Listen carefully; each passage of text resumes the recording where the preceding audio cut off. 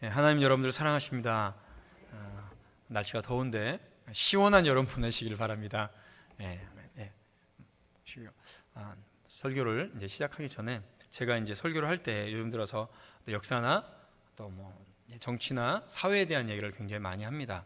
하는 이유가 여러 가지가 있는데요. 첫 번째는 이 시대가 제가 기도하면서 보기에는 물론 이제 저보다 더 훌륭하신 분들 계시지만은 가장 어두운 시대라 저는 이제 보여집니다. 그래서 그 부분에 대해서 말씀을 가지고 함께 나누고 기도하지 않으면 이 어두운 세대 속에서 복음의 빛이 제대로 발현되지 못할까봐 그런 두려움 속에서 사실은 말씀을 전하는 것이고요. 또 두 번째로는 저희 세대에, 제가 나이가 50인데 제 세대의 목회자들 중에 물론 저보다 어리고 목사는 아니어도 전도사님이지만 정말 힘있고 강력하게 사역하시는 전도사님도 계십니다. 그러나 대체적으로 보면 저희 세대의 목회자들 중에 이 시대에 있어서 이것을 분명하게 분별력 있고 그리고 말씀을 가지고 전하는 목회자들을 제가 사실상 찾기 힘듭니다. 오히려 더 그 반대에 있는 분들을 많이 봅니다. 그리고 마지막으로는 사실은 이렇게 어두운 시대가 계속하게 되면 하나님께서 나에게 주신 두 아들을 내가 말씀으로 제대로 키울 수 있을까라는 두려움에서 사실은 이 말씀을 전합니다. 오늘도 역시 같은 방편에서 말씀을 전하게 될 것입니다. 진실을 선포하라. 사랑하는 성도 여러분, 한 단체의 장이나 아니면 어떤 사회의 지도자들이 앞에서 말하는 것들을 무엇에 대해서 얘기를 해야 될까요? 이런 얘기가 있습니다. 앞에서 말하는 사람은 거짓이 아니라 막말을 하거나 하지 않거나가 아니라 거짓말을 하면 안 됩니다. 거짓말을 하면 안 됩니다. 적어도 지도자라는 사람들은 거짓말을 하면 안 됩니다. 근데 반면에 공산주의 혁명을 주창하고 완성시켰던 레닌은 혁명이 완성될 때까지 정치인이 가장 잘해야 되는 것은 거짓말이다 라고 레닌은 그렇게 얘기했습니다. 이 사람 잘 아시죠? 이 사람이 뭐라고 얘기하냐면 지난주인가요? 대한민국은 다른 나라의 정부 수립 단계와 달라서 도대체 뭐가 다른지 모르겠습니다만 친일 청산을 하지 못하고 친일 세력들이 미 점령군과 합작해서 지배 체제를 그대로 유지하고 있다. 이 나라는 깨끗하게 출발되지 못했다. 그래서 나는 나라를 다시 세운다는 생각으로 새롭게 출발했으면 좋겠다라는 마음으로 자기는 정치를 하겠다라고 얘기를 합니다. 또 이 사람은 광복회 회장이라는 사람인데요. 소련은 해방군이고 그리고 미국은 점령군이라고 얘기를 했습니다. 그것도 고등학교에 가가지고 강연을 할 때 미군은 점령군이고 소련은 해방군이라고 말합니다. 이 두 발언에 대해서 굉장히 말이 시끄러워지니까 나중에 어떤 식으로 대충무마를 했냐면 포고문에 그렇게 쓰여져 있었다라는 거죠. 실제로 포고문에 그렇게 써져 있습니다. 미군 유엔군이 아니죠. 미군 포고문에 보면 점령군으로 쓰여져 있고요. 소련군 포고문에 보면 해방군으로 써져 있습니다. 그러면 그들이 그렇게 써져 있다라고 해서 소련군이 해방군이냐라는 거죠. 그렇다면 이슬람의 하마스나 그렇죠? 테러 단체들은 자신들을 자유의 나라, 해방군이라고 얘기하는데 그들은 해방군이냐는 것이죠. 이재명이나 김홍훈이 말한 것처럼 미군이 점령군이고 소련이 해방군이라면 우리는 미국이 아니라 소련 편에 섰어야 된다는 말입니까? 대한민국이 아니라 북한이 세운 소위 인민민주주의 인민공화국이 정통성이 있는 나라냐라는 것이죠. 소련이 세운 북한이 정당성을 가져야 된다는 것이죠. 대한민국이 가지고 있는 작은 죄에 대해서는 굉장히 큰 현미경을 들이대면서 북한이 가지고 있는 절대적인 악에 대해서는 눈을 감고 포용하고 있습니다. 이것은 제대로 된 역사관이 아니고요. 사실도 아니고 진실도 아니죠. 이런 사람이 한 단체의 단체장이라거나 지자체의 장이라는 것 자체가 지금 나라가 기울어져 있는 것이며 망해가고 있는 것입니다. 이것은 엄연히 왜곡이고 거짓이죠. 이런 발언들은 미국에도 알려져서 비난을 엄청나게 받고 있습니다. 수김이라는 전 CIA 정보 분석관은 자유아시아 방송에서 한국 지도자들의 이런 말들은 북한의 현실을 장밋빛으로 그려내는 헛된 노력이라고 얘기하면서 김원홍 회장의 발언은 역사적인 사실을 얼버무리는 것이 아니라 완전히 왜곡하고 있는 것이다 라고 얘기를 했습니다. 또한 미국 민간 연구기관인 헤리티지 대단의 브루스 크링너 선임 연구기관은 이렇게 얘기합니다. 소련이 당시 한 번 더 전체를 장악했다면 실제로 소련이 8월 15일 날 1945년 8월 15일 우리가 해방을 맞이하죠. 이미 그 전에 8월 6일 날 북한 북쪽으로 들어갔고요. 춘천까지 8월 15일 이전에는 춘천까지 내려와 있었습니다. 빨리 38선을 말하지 않았으면 소련이 다 점령하고 말았었겠죠. 한반도 전체를 장악하고 미국이 1950년 한국을 방어하지 않았다면 한반도 전체는 지금 공산주의 독재하에 있을 것이다. 그러면 한국도 없을 것이고 지금 한국인들이 누리고 있는 민주주의, 자유, 인권도 없을 겁니다 라고 얘기를 했습니다. 한마디도 틀린 말이 아니죠. 여러분, 이 사람들이 얘기하는 것이 그렇다 맞는다고 한다면, 아까 전에 그 두 정치인이 얘기하는 것이 맞는다고 한다면 대한민국은 미국과 일본의 지배하에 있었던 건가요? 그러면 우리나라를 이렇게 발전시키기 위해서 노력했던 그 수많은 땀을 흘리며 피를 흘렸던 독립운동가들, 우리의 아버지, 어머니들, 할아버지, 할머니들, 우리의 선조들, 그분들의 수고와 땀, 눈물은 도대체 뭐가 되는 거죠? 북한은 오히려 친일 청산을 하거나 시도한 적이 없습니다. 북한의 공식 역사체인 조선전사에 보면 어떻게 얘기하면 그들은 친일 청산을 했다고 얘기하지 않았습니다. 그저 반스탈린 분자, 즉 스탈린 체제에 반대하거나 소련에 반대하거나 반공을 외치는 사람들을 처단했다라고 얘기를 하고 있습니다. 친일파여서 처단한 것이 아니라 공산주의를 반대해서 처단했으며 지주고, 그리고 대부분 목사들이고 교회를 망쳤습니다. 오히려 철저한 항일 투사였던 이승만이 세운 나라의 주역들은 하나같이 독립투사들이었습니다. 반면에 중국 공산당과 소련 공산당에 소속돼 있었던 젊은 김일성, 정확하게 하면 김성주죠. 이 사람이 세운 소위 조선민주주의인민공화국은 공산주의만 지지하면 친일이든 반일이든 어느 편이든 상관없이 참여시켰습니다. 이러다 보니 대한민국 초대 내각은 모두 독립투사들이었는데 북한의 김일성 강요들은 대부분 친일파였습니다. 이승만 기념관에도 나와 있고 우리가 조금만 찾아보면 이 모든 것은 다 나옵니다. 대한민국 초대 내각 강요들을 소개하면 이와 같습니다. 이승만 대통령 임시정부 초대 대통령이었죠. 신익희 국회의장은 임시정부 내무총관이었습니다. 김병도 대법원장은 항일 변호사 출신입니다. 이수영 부통령 역시 임시정부 법무부 장관, 재무총장이었습니다.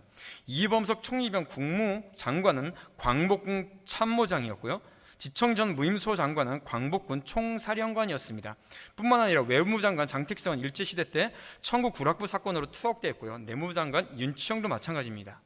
재무장관 김도영 역시 3.1운동에 앞서서 2.8 독립선언문을 주도했다는 이유로 투옥되었습니다. 이인 법무장관 역시 항일 변호사였고요. 문교부 장관 안호상 한일 교육자였습니다.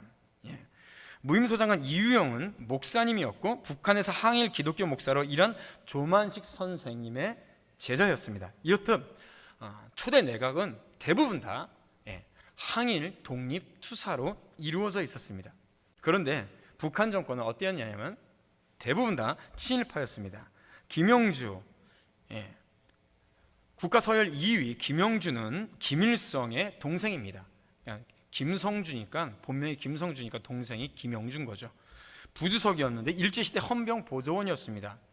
장원근, 국가서열 10위 임시인민위원회 사무장관, 이 사람은 일제 중추원 참의였습니다. 강야국 11위 일제도의원이었고요. 한의진 임시인민위원회 교통국장이었는데 함흥철도 일제시대 국장이었습니다.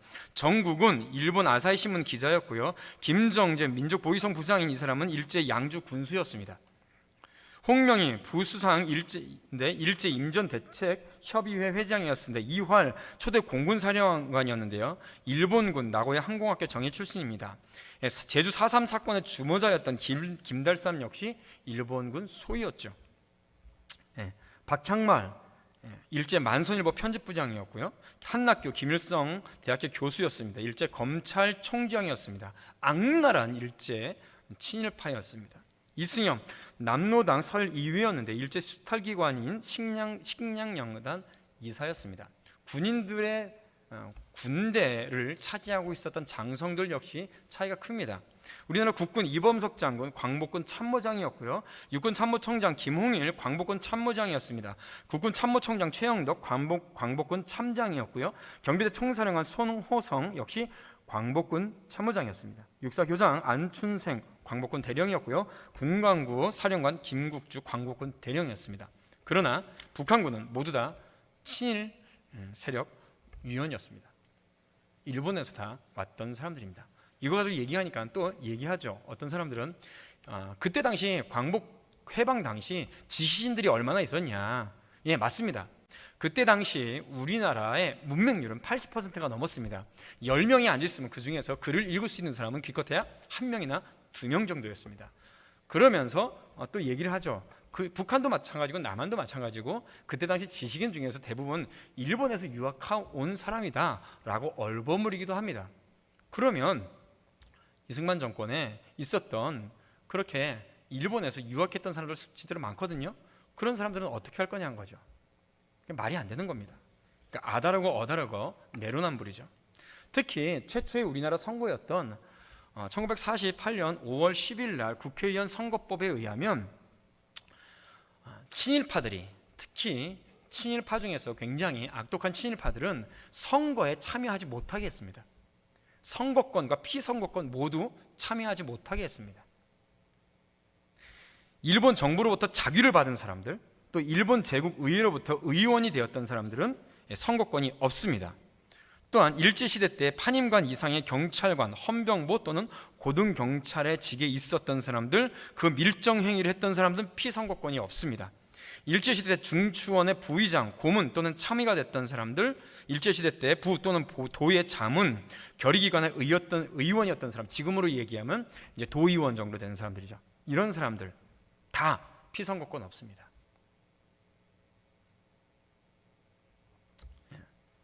그렇다면 이렇게 얘기한 사람들이 대한민국은 처음부터 시작이 잘못되었다. 대한민국은 태어나지 말았어야 되는 나라다 라고 말하는 사람들은 저와 같은 지식을 가지고 있지 못하는 사람들일까요? 저는 그렇게 생각하지 않습니다. 그들은 저보다 더 잘 알고 있는 사람들이라고 생각합니다. 왜냐하면 분명히 저보다 더 많이 공부했고 똑똑한 사람들이지 않습니까? 근데 왜 그럴까요? 왜 그럴까요?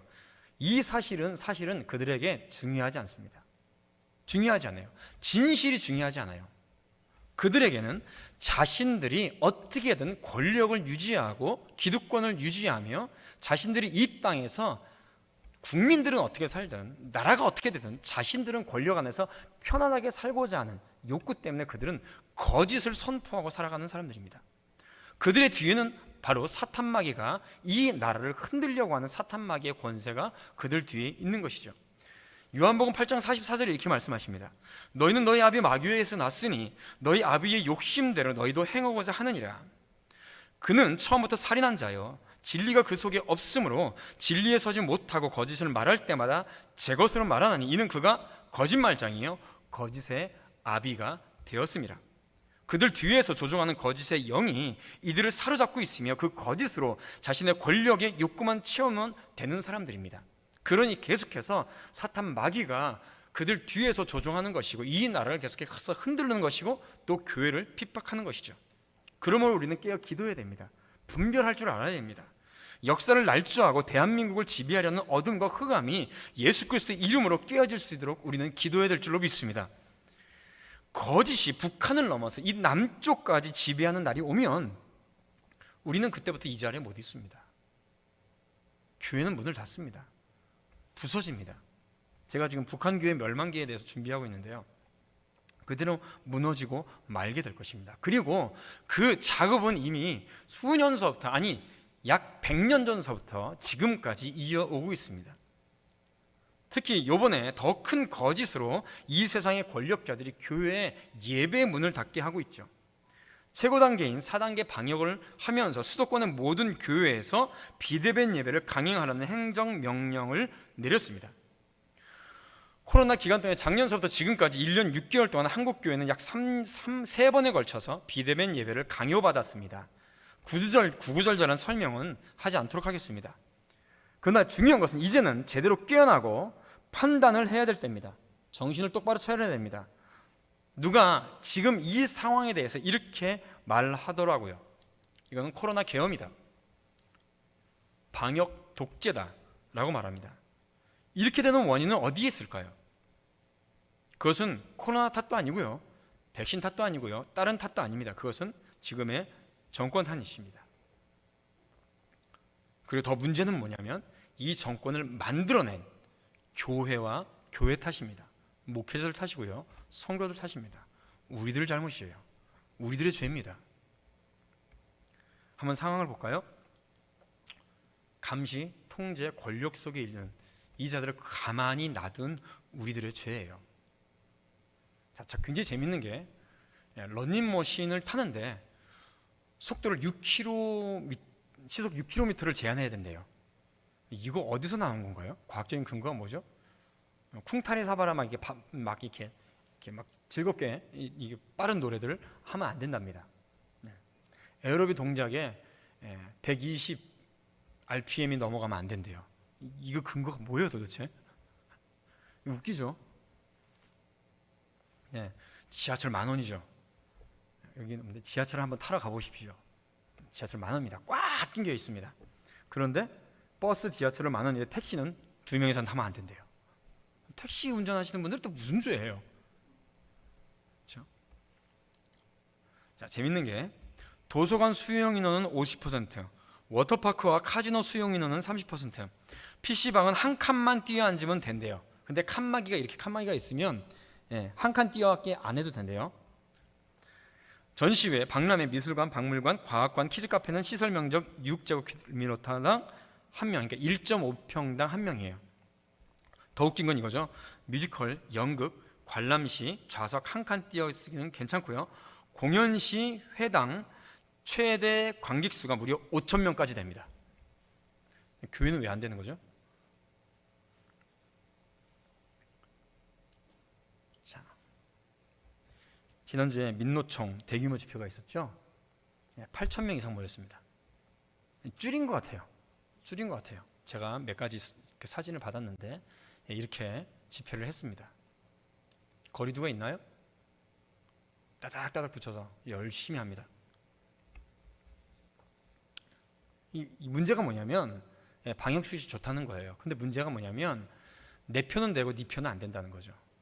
작년에 보수단체가 집회를 열려고 할 때 문재인 정부는 버스 300대로 차벽을 세웠습니다. 이게 해외 토픽에도 올랐어요. 그게 얼마나 창피했는지. 경찰 11,000명을 동원해서 국민들을 불법으로 검문하고 검열했어요. 이 사람들이 정권을 갖기 전에는 과거 박정희 시대 때, 전두환 시대 때 국민들을 검색하는 건 불법이라고 말했던 사람들이에요. 독재라고 말했던 사람들이에요. 그런데 더 큰 독재를 하고 있죠. 비상계엄을 방불케 했습니다. 문재인 대통령은 개천절 애국 집회를 하는 국민들을 향해서 반사회적 범죄자라고 비판했어요. 노영민 대통령 비서실장이었던 사람은 광화문 집회를 하는 사람들을 살인자라고 했습니다. 여러분, 국민의 세금으로 월급을 받는 공무원 따위가, 여러분들이 낸 세금으로 공무원의 월급을 주죠. 그 공무원 따위가 자신에게 월급을 주고 있는 국민에게 향해서 살인자라고 얘기를 했습니다. 그러나 문재인 대통령이나 이 사람들은 민노총 집회를 두고는 아무런 말이 없었습니다. 그러다가 여론이 안 좋아지니까 이틀 만에 한다는 말이 방역 조치를 위반하는 행위에 단호한 법적 조치를 취해야 한다고 한마디 했습니다. 그것도 민노총을 지칭하지는 않습니다. 경찰은 어땠을까요? 국민의 지팡이라고 하는 경찰은 어땠을까요? 코로나 확진자 수가 광화문 집회로 막 뭐라고 했을 때 75명이었습니다. 그런데 무려 10배의 확진자가 나왔음에도 불구하고 아무런 반응이 없었습니다. 자, 경찰이 국민의 지팡이가 되고 있습니까? 역시 그들도 국민이 내는 세금으로 월급을 받고 있는 공무원들입니다. 가장 지독한 것, 가장 말이 안 되는 것은 교회에 대한 핍박입니다. 교회에 대한 억압입니다. 저는 이것을 볼 때 이 정권 뒤에 역사하는 어둠과 흑암의 권세가 교회의 문을 닫게 하려고 하는 것이라고 저는 확신하고 있습니다. 올 초에 한교총이 보건복지부 통계를 인용해서 실제 종교발 확진자는 8.8%에 불과함을 발표한 적이 있습니다. 그냥 얘기하는 것이 아니라 보건복지부의 통계입니다. 그나마 모든 종교를 포함한 것입니다. 모든 종교를 포함한 것이 8.8%입니다. 개신교만 따지고 본다면 이단이나 다른 어떤 기도의 장소를 빼면 교회 예배를 통해서 나오는 것은 채 1%, 2%가 안 됩니다. 아주 극소수입니다. 그럼에도 불구하고 확진자가 늘어나기만 하면 무조건 교회 예배부터 막아버립니다. 그것은 교회를 닫게 하려고 작정했다고 밖에는 저는 생각할 수가 없습니다. 그 뒤에는 사탄마귀의 권세가 있는 것이며 흑암의 권세가 있는 것이죠. 그렇다면 이 시대에, 이런 시대에 우리에게 필요한 것은 무엇일까요? 우리가 되돌아봐야 되는 것은 무엇일까요? 우리가 해야 할 것은 무엇일까요? 이러한 유의 반교회적인 정치 방향인 계엄과 독재를 막기 위해서 무엇이 거짓이고 본질적이고 또 무엇이 비본질적인 것인지에 대한 명확한, 정확한 분별력이 그리스도인에게 있어야 됩니다. 문제의 원인은 자유와 창의를 통한 공동체의 발전을 가지고 있는 정권이 아니라 통제와 감시를 통한 국민을 억압하려는 현 정권의 이데올로기, 가치관, 사상, 이념이 문제라는 것이죠. 무엇보다도 교회의 적대적이고 편파적인 권력 집단의 영적인 상태, 그들의 영적인 상태, 그 뒤에 정세와 어둠의 주관자들과 하늘의 악한 영이 근본 문제임을 우리는 분명히 알고 분별할 수 있어야 됩니다. 에베소 6장 12절 말씀에 이렇게 말씀합니다. 우리의 씨름은 혈과 육을 상대하는 것이 아니라 통치자들과 권세들과 이 어둠의 세상 주관자들과 하늘에 있는 악한 영들을 상대함이라. 그 사람들을 상대하며 싸우는 것이 아닙니다. 그들 뒤에 있는 악한 영들을 우리는 상대하며 기도하고 그리고 물리쳐야 됩니다. 예수 그리스도의 보혈로 이 나라를 덮어주시옵소서. 성령의 권능이 이 나라를 덮어주시옵소서. 하늘에 하나님이 계시다는 것을 알지 못하는 저들에게 하나님을 깨닫게 하여 주시옵소서. 우리는 그렇게 기도해야 됩니다. 어둠과 흑암의 마귀의 관계죠. 이 마귀의 관계는 교회의 문을 닫는 것이며 예배를 없애는 것입니다. 과거 러시아나 중공이나 북한처럼 이것이 흑암과 어둠의 영이 꾀하는 것이며 중공과 북한처럼 현재뿐만 아니라 중요한 것은 정말 중요한 것은 우리의 다음 세대, 우리의 자녀들이, 여러분들의 자녀들이 구원받지 못하는 시대가 온다는 것입니다. 그것이 가장 큰 문제인 것이죠. 그래서 코로나 방역을 빌미로 한 세상 권력과 세속 권세를 사탄마귀는 부추기고 있는 것입니다. 그러나 우리는 하나님을 믿고 하나님의 말씀을 믿고 기도해야 될 줄로 믿습니다. 우리는 분별력을 가지고 있어야 돼요. 무엇이 하나님의 말씀에 비추어서 선인지 악인지 옳은 것인지 그른 것인지 분별하며 기도해야 될 줄로 믿습니다. 오늘 말씀에 이렇게 말씀하시죠.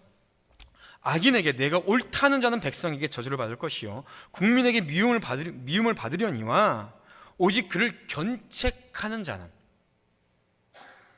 사탄마귀의 종을 노릇하고 있는 그들에게, 지도자들에게, 정치인들을 견책하며 기도하는 자는 기쁨을 얻을 것이요 또 좋은 복을 받으리라. 할렐루야. 우리 이 말씀을 믿고 분별력을 가지고 기도해야 될 줄로 믿습니다.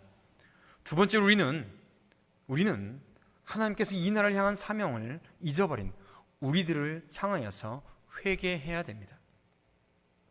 영적인 원인을 따지고 들자면 사실은 한국교회가 이러한 정권을 스스로 만들어냈습니다.